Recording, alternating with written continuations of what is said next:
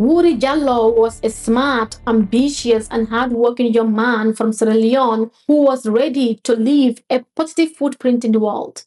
And of course, this is all in hopes of giving his family a better life. But to do that, he needs to be in a place full of opportunities, opportunities that were rare or difficult to find in Sierra Leone because of the war for the blood diamond at the time. So he decided to leave his family back home and traveled miles and miles across the world. On January 7, 2005, Oury Jalloh was taken into a police custody in Germany. His arrest quickly turned alarming when officers put him in a headlock. Once in custody, a blood alcohol test revealed his level was 0.30%, which experts say is enough to leave most people unconscious, which of course indicates he was highly intoxicated and in urgent need of medical help. But instead of getting him the help he needs, the officers restrained Uri's hands and feet. They chained him to the bed and lay him on his back, an extremely dangerous position considering he was highly intoxicated. Imagine being unable to turn if he needs to vomit. It could lead to choking, and without immediate medical assistance, choking can lead to death. On duty were two police officers, a male and a female. The female officer claimed her last check on Oury was around 11:45 a.m. Fast forward to 12 p.m. and something terrible occurred. The fire alarm went off disturbingly. The male officer silenced the alarm not just once but twice. Tragically, by the time paramedics arrived, it was too late. Oury was dead. His last words, according to one of the police officers, were, "Untie me. Fire, fire." The official death report states Oury's death was caused by smoke inhalation. But 14 years later, another autopsy shed new light.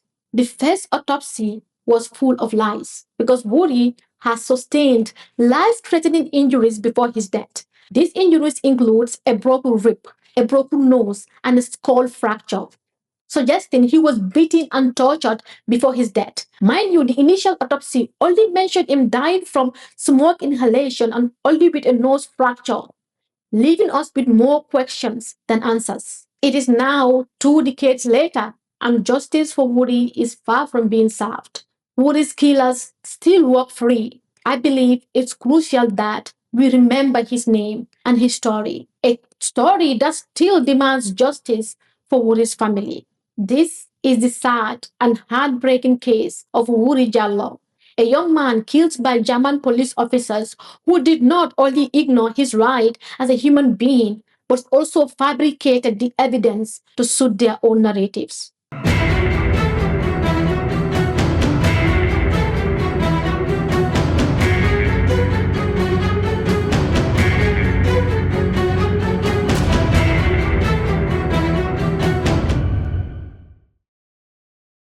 I want to make it very clear that I have utmost respect for everyone mentioned in this video. The purpose of this video is purely educational. Everything we say here comes from research across multiple sources, and we have done our best to handle this material with care and responsibility. And since many original reports and documents were in German, our team collaborated with a German researcher to cross-check and understand them. Still, some details may not translate perfectly, so if you notice something that feels unclear or inconsistent, let us know in the comment section below. We welcome respectful feedbacks and corrections. Now, there has been conflicting reports about the exact blood alcohol level of Oury Jalloh.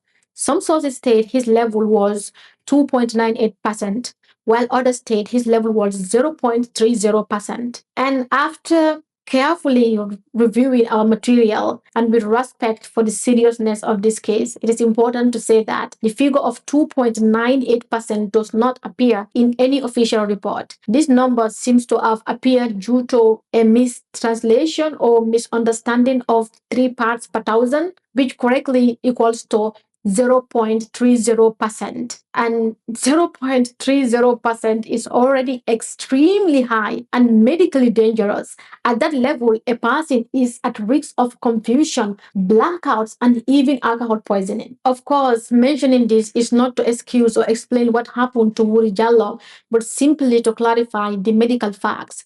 This video also discusses violence, racism, and a death in police custody. Some of the details are graphic and may be upsetting to some viewers. If you find those topics difficult, please feel free to skip this video and take care of yourself first. We have walked through many materials to bring you this case, and I thank you truly for watching and being here. My name is Amity Kamara. Let's get this case started.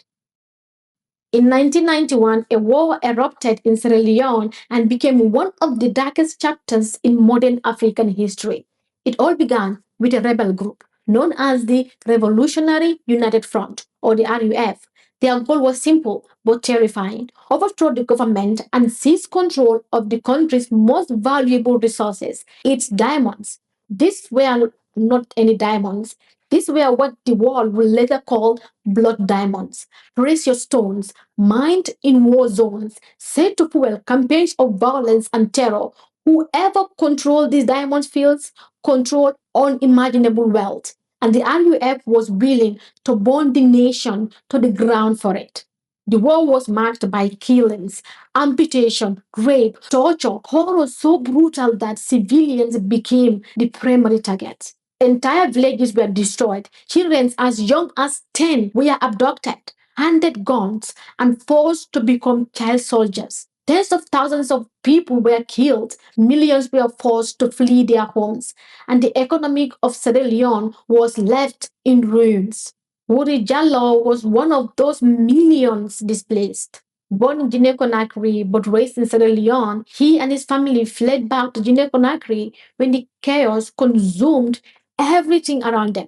But like so many young men, Oury soon realized that even outside of Sierra Leone, opportunity was scarce.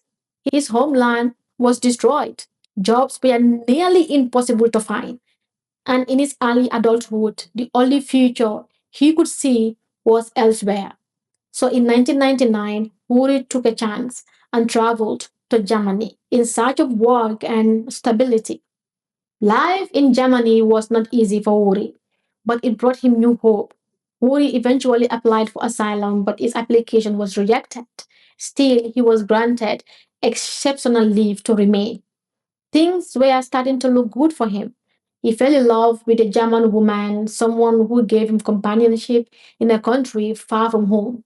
Not long after, they were blessed with a baby boy in 2002. They named him Justin. Woody, Justin wasn't just a son. He was his universe. After the trauma of war, displacement, and years of uncertainty, Justin was the light Woody needed. But tragically, that light was about to be taken away from him. This is because during Justin's mother's pregnancy, she made a decision that will change everything. Overwhelmed with fear and self doubt, something first time mothers usually experience, she agreed to put Justin up for adoption. Woody never wanted this. He fought against it. But in the end, he went along, perhaps out of love, perhaps out of fear of losing his partner. At first, it seemed like the separation would be permanent, but the moment Justin's mother held him, everything changed. She no longer doubted herself. She wanted to keep her baby. And Woody, he was over the moon, of course. He couldn't wait to start this new chapter. They broke off the adoption before the legal cut-off date, certain that their baby boy will remain with them. But in a twist that most felt like a cruel joke, German Immigration Office and the Department of Youth and Family Services refused to reverse their decision. Their decision was final. Justin was gone. The weight of that loss crushed Tori. It sent him into depression, a darkness that left him broken. To this day, it remains unclear if Wuri ever saw Justin again. The heartbreaking truth is, most likely, he never did. January 7th, 2005. It was just a little after 8 in the morning when street cleaners in Dessau, Germany, called the police. They reported that one of their female colleagues felt threatened by a drunk man. That man's name was Oury Jalloh. When the police arrived, they claimed Oury refused to show identification cards and resisted arrest, and for the reason alone, they said he had to be taken into custody. According to them, their only intention was to book him for harassment, But strangely, no charges were ever filed. But that's just one version of what happened. Other sources states Woody was not threatening at all. He was not threatening anyone. In fact, he was simply trying to make a phone call. Like many people with prepaid cell phones, he had run out of credit. That morning, Woody just wanted to call someone, his partner, a woman named Tina. According to Woody's close friend Mukhtar Ba, Tina was not just his partner. She also works with the city sanitation services. Bubakar Jama later explained that Tina's work uniform was identical to that of the cleaning woman present that day. So naturally, when Woody saw the woman in the same clothing as Tina, he approached them, maybe thinking they might help him reach out to Tina. Bubakar Jama said, and quote, imagine, Woody probably only wanted to know whether Tina was at home before he started his work back home. But maybe they misunderstood him. Instead of help, Wuri was accused of harassment. Now, the official police order that went over the radio was this, and I quote, drive to Tom Trasher. Four women from the city cleaning service feel harassed by an African man, unquote. But by the time the officers arrived, there was no harassment, no confrontation. Woody was standing off to the side, leaning weakly against a wall, few meters away from the woman. He wasn't attacking anyone. He was exhausted, barely steady on his feet. But to the officers, he was already guilty, already a threat. When the officers approached Woody, they demanded for his identification. The exchange was sharp and quick. Police officers identity card. Woody was silenced. Police, passport amigo. Woody shakes his head, refusing. In that moment, they grab him. One officer locked Woody's head underneath his arm. Woody panicked and kicked, desperate to free himself. He was dragged to the patrol car and shoved inside. At 8:30 a.m., Woody arrived at the police station. Instead of taking him upstairs, they marched him straight down to the basement. According to the officers on duty, they searched Woody and found his temporal resident permit. They claimed it was barely eligible, difficult to read. His name and date of birth almost worn out. Convenient, isn't it? Andres S., the police supervisor on duty, went up to the control room and picked up the phone to call a doctor. That doctor, whose name remained hidden in court documents, is referred only to as Dr. B. He was summoned to check on Wuri. A short phone conversation will happen between Andres S. and Dr. B. And this phone call showed how little respect they had for Wuri as a human being. This was how the call went. Andres S., we need you. Dr. B, what's up? Andres S, a blood sample? Dr. B, okay, I'll take care of it. Andres S, yes, put a needle into a black African. Dr. B, oh. Andres S laughs. Dr. B, I can never find a vein on dark skinned people. Andres S, well, bring a special needle with you. Dr. B, okay. Both people in power. Both people meant to protect and care for someone like Wuri. Instead, they laughed, they made fun of him. In that moment, Wuri stopped being seen as a person. He became a joke. And that's what makes this case so painful. Anyways, Dr. B will go on to take Wuri's blood sample. The test showed his alcohol level was 0.30%. Cocaine was also found in his system. The police will go on to claim that Wuri was very aggressive. He banged his head on the table and they had to restrain him, quote, for his own protection, unquote. They even pointed to a blood at the foot of the table. But here's the truth. That blood was never tested. No one could even prove it was Wuri's. The police earlier claimed that Wuri's resident permit was damaged and had to read. Not true. They were able to read and record all his information without any problems. And in court, it was shown again and again Wuri had not been aggressive. Witnesses made it clear he was weak, not threatening. Yes, he was drunk, and yes, he had cocaine in his system, but neither of those things gave the police the right to arrest him and detain him. In Germany, someone with cocaine in their blood cannot be arrested unless they have the drug in their pocket or in their possession. Uri didn't, and he wasn't driving or using machines. By law, he should have been released, but they kept him. They did not release him. And at 9:30 a.m., three police officers carried Uri into cell number 5. They did not just lock him behind bars. They chained this man directly to a mattress. His wrists and ankles were shackled to a metal handle on the bed. He was forced to lie on his back, an incredibly dangerous position for someone that drunk and that weak. They said this mattress couldn't be burned, but we know how this case ends. Let's pause for a second and understand what a broad alcohol level of 0.30% really means. Most countries around the world set the driving limit at 0.08%. At 0.30%, people can black out, stop breathing, or pass out completely in cases like this. Now, imagine adding cocaine to the mix. Cocaine makes the heart race. Alcohol slows the body down. It's a dangerous push and pull inside the body. Heart attack, passing out, even choking on vomit if you can't turn your head. Where was Woody? On his back, arms and legs chained, completely helpless.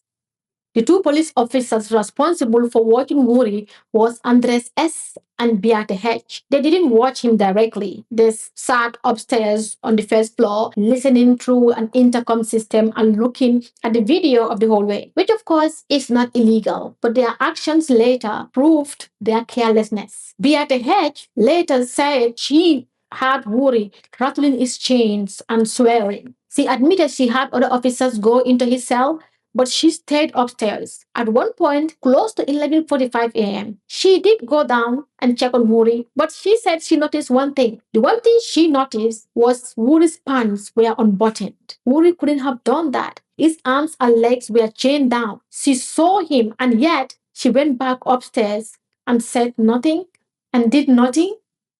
Then around 12 p.m., it happened.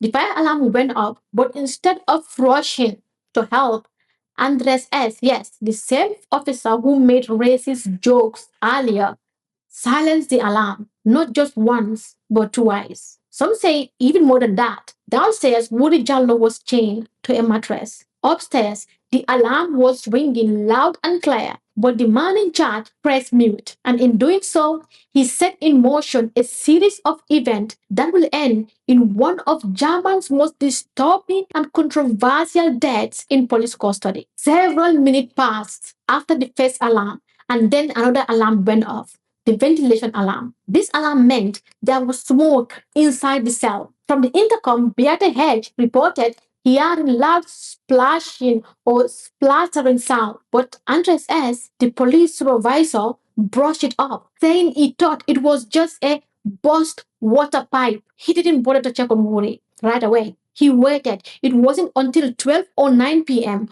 roughly 9 minutes after the alarm, that Andres S. finally went down to check cell number 5. Another police officer, Kiahat M., followed him. They later claimed Woody's cell door was locked when they arrived, but that's not true. We know that story didn't hold up. Still, at 12:11 p.m., Kiat M finally opened the cell door. What they saw inside was terrifying. Oury Jalloh was trapped to the mattress and on fire. According to Kehat M, he couldn't save him because he didn't have the keys to the handcuffs. Andres S said he ran to fetch the keys, but by the time he came back, Woody was already badly burned. Kehat M claimed he tried to put out the fire with a wool blanket, but says the smoke was too thick to continue, so he ran out. Let's pause here for a second. Can a wool blanket put out fire? Yes, it can. Wool is naturally fire resistant. It does not burn easily, and by covering the flames, a wool blanket can block the oxygen and stop combustion. But that's not the point. What's the real question? The real question is that why didn't they use a fire extinguisher? That would have been the proper tool. But Anders exclaimed he did not know where the fire extinguishers were. A police supervisor in his own police station saying he did not know where the fire extinguishers were. Think about that. And because of that, by the time paramedics arrived, Woody was dead. Police officers said his last words were, "Untie me, fire, fire." But later, investigation proved that wasn't true either. More lies, more cover-ups. At 12:18 p.m., the fire brigade finally pulled into the police station. Around the same time, two police officers had a short phone conversation. It went like this, and it was automatically recorded. Officer 1, Police Emergency Call Center Desu. Officer 2, yes, listen, we can clear off. Officer 1, no, you stay right there. The fire brigade is already on its way. Officer 2, I know, I can hear them. Officer 1, yes. Officer 2, and otherwise we can clear off. Officer 1, yes, what do you want to do? Officer 2, no, I am saying it has nothing to do with us, right? Officer 1, no, it's the central detention block. Officer 2, did he hang himself or what? Officer 1, no, it's a fire. Officer 2, how come? Officer 1, I don't know. They went down there and everything was full of smoke. Officer 2, yes. I almost said good. All right, nice weekend. Ciao, ciao. And that was it. The call ended. What's shocking here isn't just their words, it's their complete lack of urgency. A man, a human being, was literally burning to death in their custody. Instead of worrying about him, their main focus was, can we work from this? Does this affect us? And then came the painful part when one of them basically said good before quickly covering it up, and they both wrap it up with nice weekend. Like, what were they thinking? That's how far Buddhist humanity had been erased. In that police station, his life didn't make sense. It doesn't matter. His death wasn't an emergency. It was treated like an inconvenience, like a background noise before the weekend. That indifference, that cold lack of care is not just unprofessional, it is cruel. It's what happens when an entire system stops seeing people as human beings. A man's death in police custody become just another shift, just another phone call. That's really now. Here is the most unbelievable part. The mattress Wuri was chained to was fireproof, or more accurately, fire resistant. This type of mattress is designed to withstand flame, to resist catching fire, even under heat. So let's ask the obvious question. How does someone whose hands and foot were chained, strapped to a fire resistant mattress, start a fire? Fire needs fuel. It needs something flammable or an accelerant like gasoline or lighter fluid to really take off or to really hold off. Without that, setting any material on fire is difficult, and with a mattress built to resist it, nearly impossible. On top of that, Woody's arms and legs were shackled down. He couldn't move freely. He could not build friction. He couldn't gather materials to fuel a fire. But the police pushed that theory anyway. They claimed Woody had somehow managed to set himself alight with a lighter. That lighter, they said, was used to burn the foam of the mattress. Didn't they search Woody before locking him up? Of course they did. And did they find a lighter? No, nothing like that was found in his pockets. So whose lighter was it? Where did it come from? They never answered that. Still, this unbelievable story that Woody somehow burned himself alive was the official lie that they tell the public, that they push to the public, thinking we are dumb to believe it. Now, the first autopsy was carried out at the Institute of Forensic Medicine, led by Professor Dr. Bradsky. The report he gave as the cause of death was heat shock to Woods' lungs from smoke inhalation. It shows that his nose was broken, but didn't say whether that injury happened before or after his death. Already, questions were piling up. The autopsy appeared incomplete, leaving doubt hanging in the minds of many people. I'm one of them. And in March 2007, a trial will start in the state court of Desu. Two police officers were charged. Andres S., the supervisor responsible for Woody's safety, and patrol officer Hans Ulrich M., who had searched Woody's clothes before he was detained. Prosecutors argue that Woody's death was preventable if Andres S. had taken his duties as the supervisor seriously. If Hans Ulrich M. had properly searched Woody and found a lighter, Woody would still be alive. The charges causing bodily harm with fatal consequences and involuntary manslaughter. For a moment, Woody's family felt hope. Maybe this was the chance they were waiting for, the chance for justice.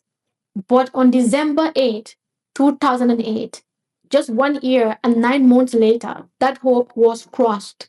Both officers were acquitted of all charges. They walked free with no punishment and no consequences at all. The reasoning Andres S. was acquitted was because of factual reasons. The court said there wasn't enough evidence to prove the intent. Without intent, they claimed manslaughter couldn't be proven. The reaction in court was instant. The protesters shouted in anger. One of them even yelled, quote, "This is a murder house," unquote, before being dragged out by the police.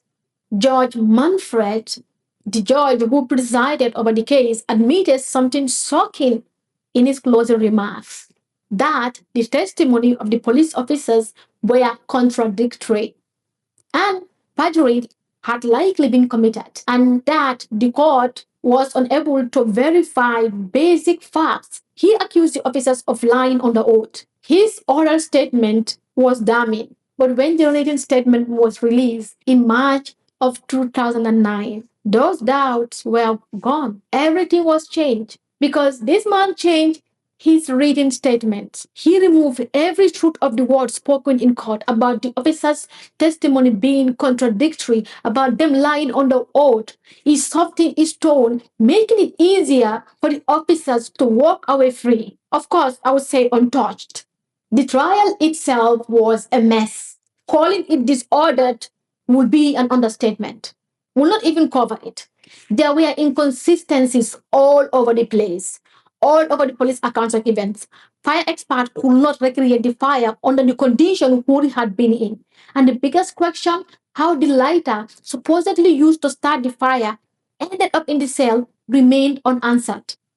Even Beate H., Andres' ex-colleague in the control room, changed her story. At first, she admitted Andres S. had silenced the alarm not just once but twice. Later, she said no, actually, he went downstairs to check instead. But she could not even explain the timeline. She excused herself by saying she was, quote, facing away from the door at the time, unquote. Another lie, layered on lies. And then the final insult. The court offered Woody's family, his grieving family, a sum of 5,000 euros, blood money.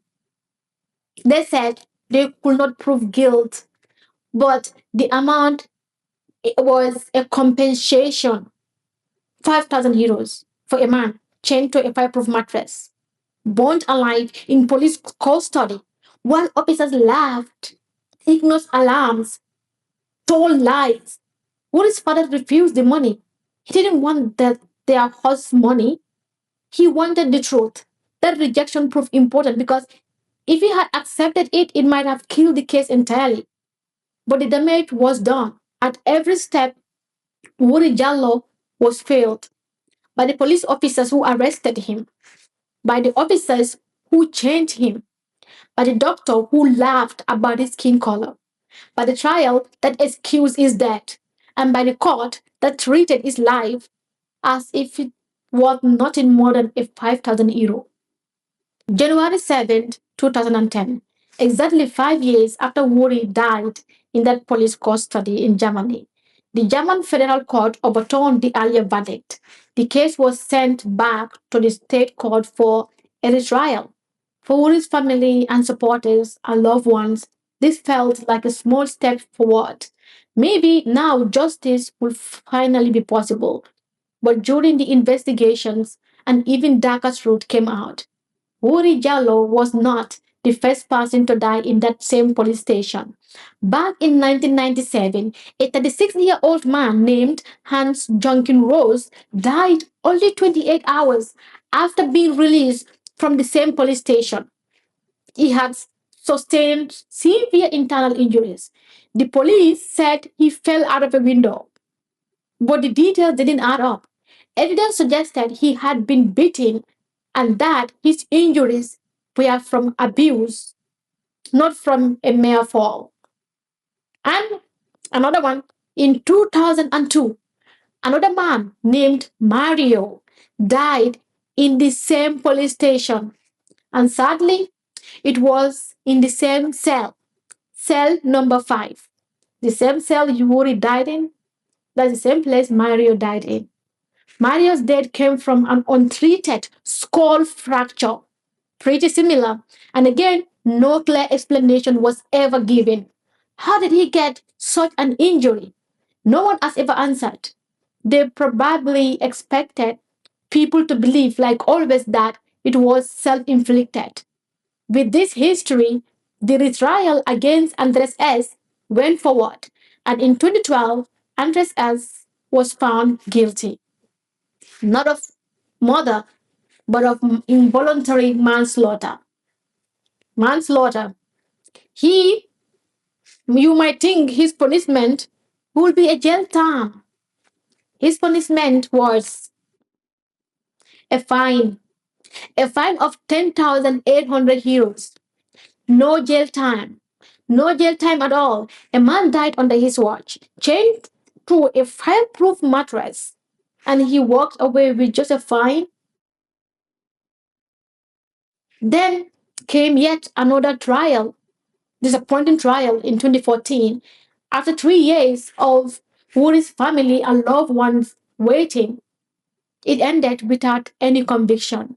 And with this, it was clear justice was slipping away from Woody's family and his loved ones. Finally, in 2019, the truth started to come back. 14 years after Woody's death, his family commissioned a new forensic investigations at Goethe University. What the expert found was shocking but not surprising. Woody had more injuries than the original autopsy admitted. He had a broken rib, a broken nose, and a fracture at the base of his skull. This injury strongly suggested torture before his death. To put this into context, a broken rib can puncture a lung or damage blood vessels, leading to life threatening complications. A skull base fracture is extremely dangerous.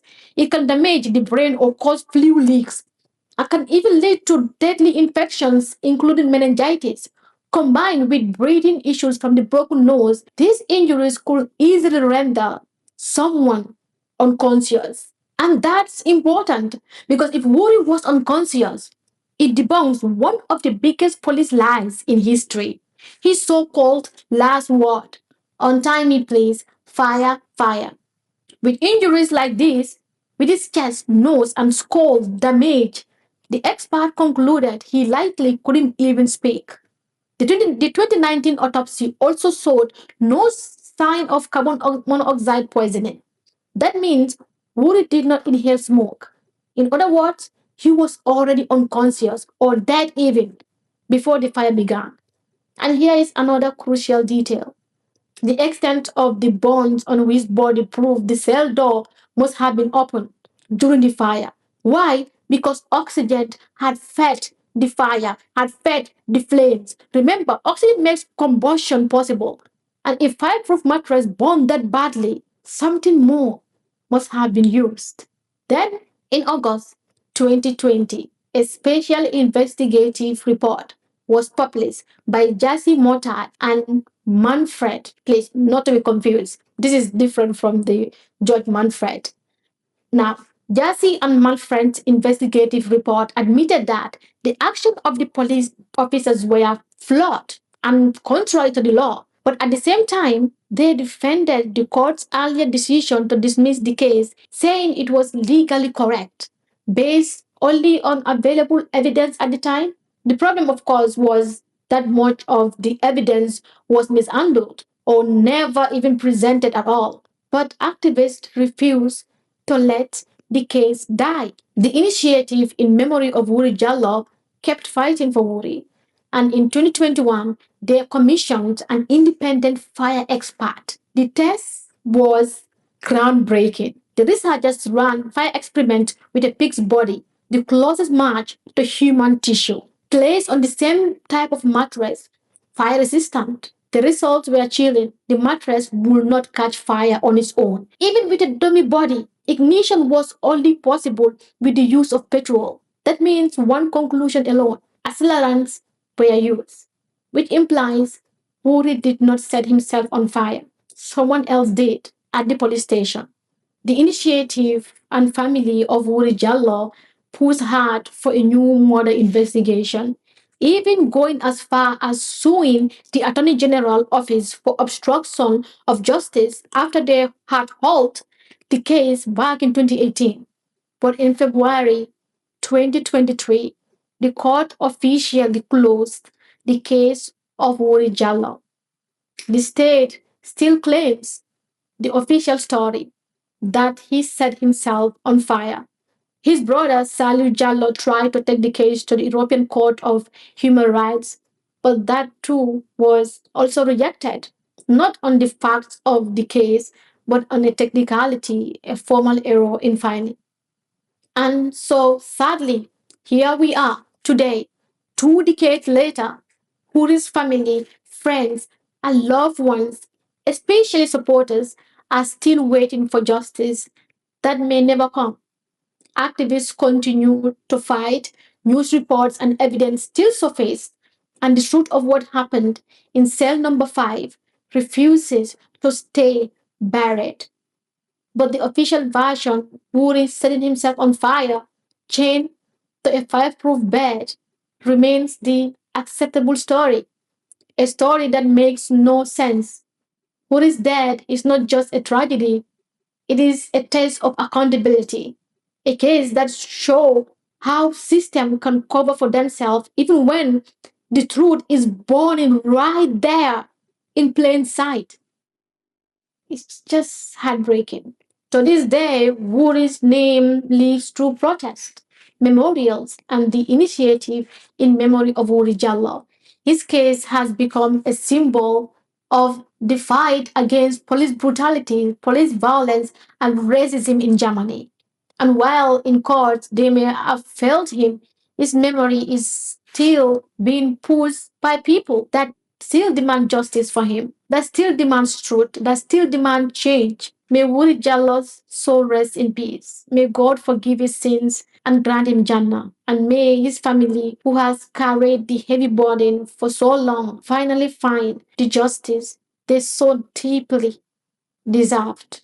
I would like to end today's case on what might be seen as something positive, even though there is really nothing positive about the way this case has unfolded. In 2006, a television documentary titled Dead in a Cell: Why Did Oury Jalloh Die was released. It went on to win the Best Professional Production Award at the Nuremberg International Human Rights Film Festival. That recognition mattered a lot because it shows that people were watching, that people outside Germany were asking the same questions Wuri's family has asked from the beginning. Why did this happen? And why has no one been held accountable? And that's the heartbreaking part because when you look at this case, you really look at this case, it isn't complicated at all. A man was alive when he walked, was taken into the police custody, and he was dead,